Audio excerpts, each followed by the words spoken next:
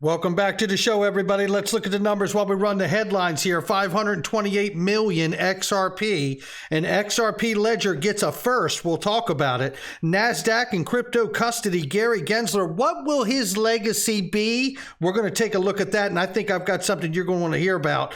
Reves test fallout. What does it mean for retail? We're going to cover it very quickly for you. ISO20022 and why it's so important and what it means for crypto. You're going to want it. Larry Fink, IMF, the BlackRock calls on the G20 to take action, and we got so much more. Somebody roll that beautiful intro.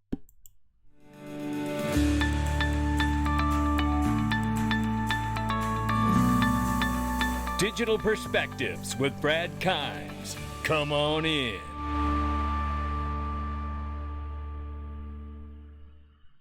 Welcome back to the show, everybody. You can follow us on TikTok, YouTube, Twitter, and Facebook for exclusive content. $970 billion market cap for crypto right now. Shout out to CoinPeprika for that. Download that app. Bitcoin 19,200 plus, Ethereum 1,300 plus, and XRP is 39 cents, falling back just slightly, up over 16% on the 7-day, ladies and gentlemen. We'll get into that before we get out of here, even a little bit more today. But I tell you, it's quite impressive, the little run it's been on. Ladies and gentlemen, if you don't know, obviously, I love working with Glint. I love being a customer even more. I'm about to top my card off again with gold because I tell you, Jim Mellon, and this is not financial advice from him, me, or anyone else, but he is saying he believes gold will easily go over $2,000 by the end of this year. Wow. Well, I tell you what, whether it does or doesn't, I like using my debit card from Glint Pay to put my physically allocated gold on it, and it hedges inflation, baby. Don't believe it. It's still true. And I absolutely love being able to use it and be my own bank. Come on in. Insured by the Lloyd's Bank of London and kept in the Brinks vault. But don't believe that, it's still true. According to data shared by the Whale Stats platform, which traced large transactions of crypto, over the past 24 hours, a total of nearly 582 million XRP, I said 528 in the headline, 582 million XRP has been moved. This includes Ripple sending 50 million XRP, it says. Listen, these are anonymous wallets. We don't know exactly where all of it goes. Some of it, we have to remember, is not actually just selling it. Some of it is now a part of the Ripple leasing program. Remember that? In the lending program. So don't let that get away from you as well. We're going to talk a little bit about that in a second. But right now, the first video game to be hosted on the XRP Ledger, ladies and gentlemen, from Ripple X. Exciting news. It says here, Stinger, who are bringing EDM artists Tom Starr and Kreider together for an in-game radio station. How about that? They're proud to announce their partnership with them and Ripple X together to introduce music in our new XRP Ledger game, the Web3 Way. It says further integrations will follow over the next months. And for now, listen to our in-game radio. So pretty cool stuff happening all the time. And look at this. Talk about pretty cool stuff here. This tells me that somehow the institutions, the largest players in the world, are not as concerned about the lack of clarity because I think they feel like they're going to get it. However this goes, NASDAQ says they are to offer institutional crypto custody service with plans for expansion. Not only that we're going to offer it, but we're even got an expansion plan built into this thing. That's how big we know that this is going to get, because we understand, and they certainly do, that the entire world and everything of value is going to be digitized and tokenized in this new and next iteration of the Internet of Value. There's no question about it. That's what's happening. People say, well, how big is this market? Well, I tell you what, the market is much bigger than just crypto, because think of it. Everything's going to be tokenized. So whether it's a security, an NFT, an ICO launched, or whatever it is, DeFi, all of it's going to really be much bigger than crypto market is today by a long shot. No question about it. Institutions know it too. The Fed and state regulators would have to approve stablecoin plans for non-banks. Traditional financial institutions could gain approval through the federal bank regulators. We just look at the quick hits on this. It says the Fed and state regulators would have to approve stablecoin plans for non-bank traditional financial institutions through the federal bank regulators. Stablecoins backed only by other digital assets created by their issuers would see a 2-year ban for new issuances, with a 2-year grace period for existing stablecoins to receive approval after changing their business model. So, look, I'm showing this, not that a lot of us aren't aware of this, but this is what's really on the appetite of the current balance in Congress right now. And we have elections coming up in November. Whatever ends up taking place after November may change what they're staring down the barrel of now, which leaves a bigger question for Gary Gensler at the SEC. Something no one has really mentioned. We all know it's about Gary Gensler's legacy for himself, and I think we all understand Gary would like to move to the Treasury next after serving at the CFTC, the SEC. Doesn't he need this SEC case with Ripple to be over, whether it's through settlement or summary judgment, by midterms or shortly thereafter? Certainly he knows he is out or out of favor if the Republicans win the seats in November. That is something to really think about there. That is a political angle and take on things, but I bet you it does concern Gary Gensler. This is a great question. I'm not going to take long to follow this up, but people always ask me, and I guess it's because, maybe they don't always catch the videos that we cover, Reves test, but it has been mentioned by, and I'll just say, Gary Gensler, Hester Peirce. It has been mentioned and discussed by Brad Garlinghouse's lawyer just a couple months ago, Matthew Solomon, on a panel with Steve Buchholz, the SEC attorney. It has been mentioned as a note in being a concern in judgment from Stuart Alderati, the head of legal counsel for Ripple, as recently as yesterday. So why is it important? Well, I'll tell you, because it was a great question asked here by, White Squall 55. And he asked here, my question is, what particular difference is there in how XRP will operate and have ability to retail if classified as a note? What are you really driving at with the talk of it being a note? Well, obviously, it would probably help you to watch the videos I've done on it too, White Squall. So, here's what I'll say. This is the concern here. What will the classification be, a security or non-security? If you drill down into the family resemblance test, one of the kickouts in there is that if the note is held for less than 9 months maturity, it cannot be a security. And we'll get back to that in a second.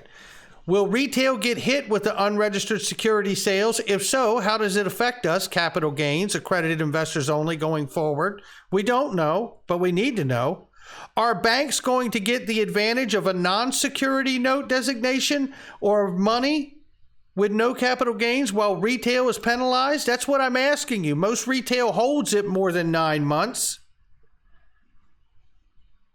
If so, it would explain pre-allocated option contracts, which are not conspiracy theory. They're a fact, Jack. With how many, we don't know, but do they do them? Confirmed. If banks technically held options on XRP, then they never held it in their actual possession. And they certainly didn't hold it for a 9-month period. They just have an option on it. This is one of the kickouts from the non-security designations under the Reves test. They all mention when something is a note. Gensler, Hester Peirce, Ripple legal team, Matthew Solomon.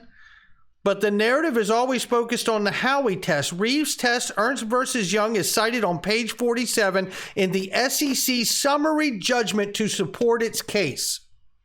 I may have few answers and lots of questions, but they didn't do that for nothing. And I may be 12 years short a law degree, but I've heard too many involved in this case reference the Reves test or a note to simply overlook it. It appears it could be used to pivot away from retail. Oh, and one more thing.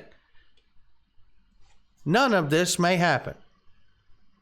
It just feels like we should be drilling down on this as a group just as hard as we did on the Howey test to understand all the possible outcomes and how it could affect us or not.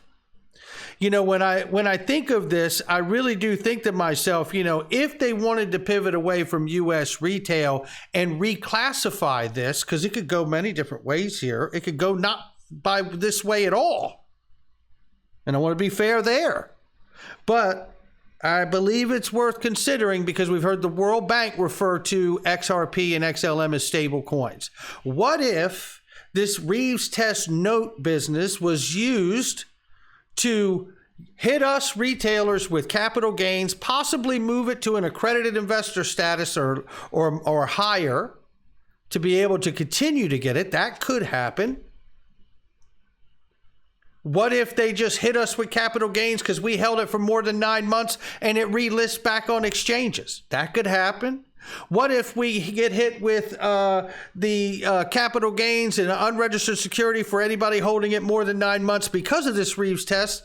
And certainly it was not used as a lending product for us as it is being used today from Ripple.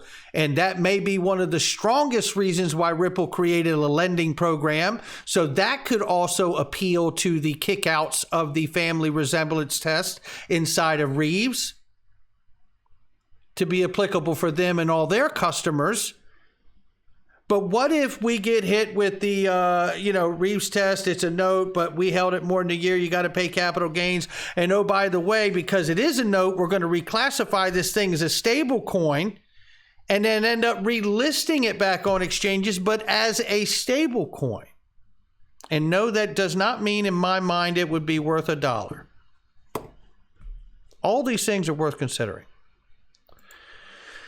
At any rate, I appreciate the question. I hope that does cover it right there. This is what it means with ISO20022 and the crypto industry. I'm not going to read this whole thing, but I want to show you right here.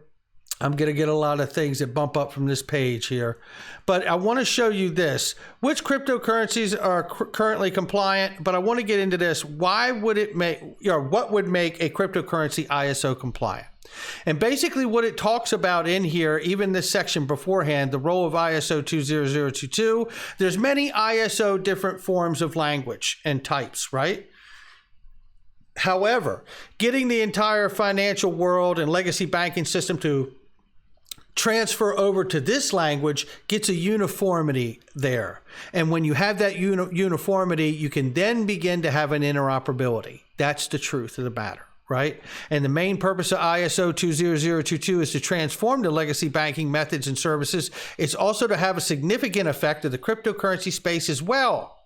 This means ISO 20022 compliant coins and cryptocurrencies will be more prolific and gain an increased adoption rate. In turn, crypto investors and traders will reap the benefits. An ISO code that has been issued for a crypto such as Bitcoin, XBT, Solana, SOL, or Ethereum, ETH, means that the cryptocurrency will enter the database tables of top financial services like Visa and MasterCard. While ISO has been created to standardize bank communication, data transmission, and messaging interfaces, it also causes some conflicts. For example, the unofficial ISO code for Bitcoin is XBT. The X signifies that there is no specific country associated with the asset, in the same way as the code for gold is XAU and silver XAG. But the BT, which represents Bitcoin, could create a conflict because it already officially stands for Bhutan in ISO 4217. So, all of this talk about ISO, compatibility, uniformity, standardization is taking place reminds me of Jevons paradox, or Jevons paradox, however you say it, which is where you just saw like the shipping industry when they brought the shipping container in, and that uniformity and standardization made every port the same, the ships the same, the containers the same, the trucks to carry them, the cranes to pick them up, and so on and so on and so on. This is the same thing that's taking place with the standardization inside the legacy banking world. And when you do this, you're going to have a much better, smoother operation that is going to be really more desirable to use and create more efficiency and a higher velocity of money by this standardization. It says here, what would make a cryptocurrency ISO compliant? It says for cryptos regarded as legitimate currencies by ISO, they need to comply with new standards in the global financial system. Additionally, they must carry ISO code that doesn't conflict with existing codes. How about that? Now, what's interesting to me is that all of this ISO compliant and the standardization and how it works with the code of money and the government's money around the world already today, it tells me that we're looking at crypto and digital assets alike pretty much as money as well, letting them all sit on a DEX maybe? I don't know, maybe even like the XRP ledger. I'm speculating. As the new ISO20022 standard becomes official, it's anticipated that cryptocurrencies compliant with this versatile standard and are part of the network will increase enormously in value. At this point, Ripple's XRP is the only cryptocurrency player officially a part of the ISO20022 financial industry messaging scheme, which is not really true. It's actually Stellar. I don't know when this article was written, but Stellar and Ripple are both the only two distributed ledger technology companies actually on that standard body committee. That's a fact too, Jack. So great article here nonetheless. Another compatible and compliant cryptocurrency is XLM, it highlights.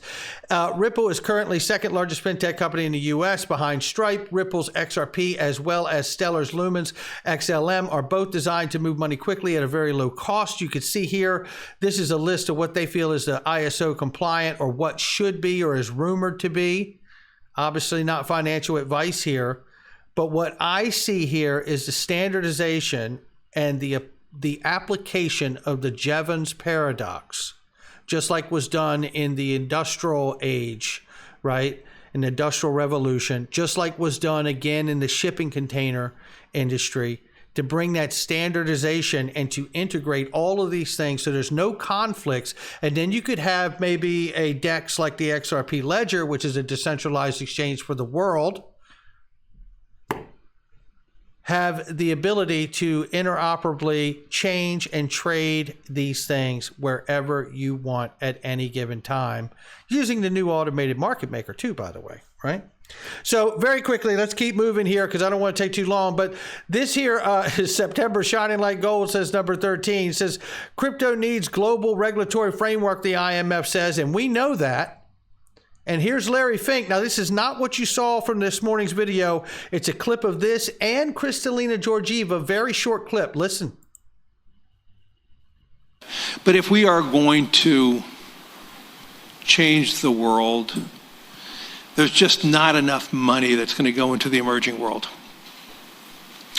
And we must change the charters of the IMF and the World Bank, or we're not going to get there.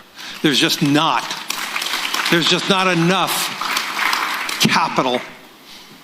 It is estimated to decarbonize the emerging world is $1 trillion a year. We're talking maybe $100 billion is moving into the emerging world. And so, and very quickly, I just want to say, it sounds like he's obviously urging the IMF and the World Bank to change their charter, if that's true. But then he's going to tell you in a second who the private equity holders of those entities actually are. Why, from the fund, we are advocating to think about this world of digital money as a global public good. Have a public platform. So when protocols are agreed, this public platform can connect different CBDCs. There can be interoperability. The same way you would transfer euros from one country to another, you do it using CBDCs. But we need to find a way to stop thinking about a project here and a project there. That's happening, but it's happening at such a slow rate, we are not going to get there. We're fooling ourselves to think that one project, which may be a significant project, is going to decarbonize the world at the time that we need.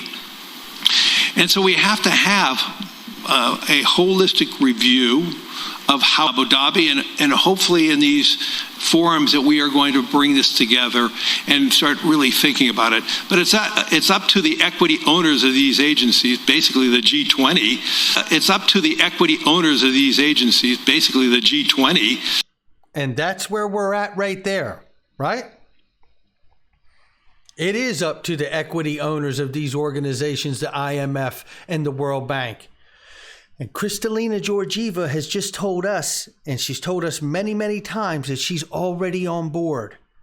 So this comes down to the G20, ladies and gentlemen, and that tight-knit circle of the largest 20 economies of the world to pull the trigger on the new digital age and to kick this thing off. And when they do, we better be ready on our side, because there's an ugly side to CBDCs in this digital world, and it is the World Economic Forum discussing a personal carbon allowance program to tackle climate change.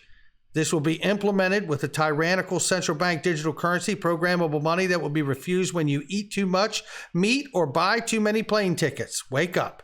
I don't often agree with Leah Halperin here, but I think she's nailed it here. The ugly side of this digital world and CBDCs, in order for money to be digital, tokenized, and retain our privacy rights as U.S. and citizens of the globe, we have to adopt the value protocols with public and private relationships holding both to a constitutional standard.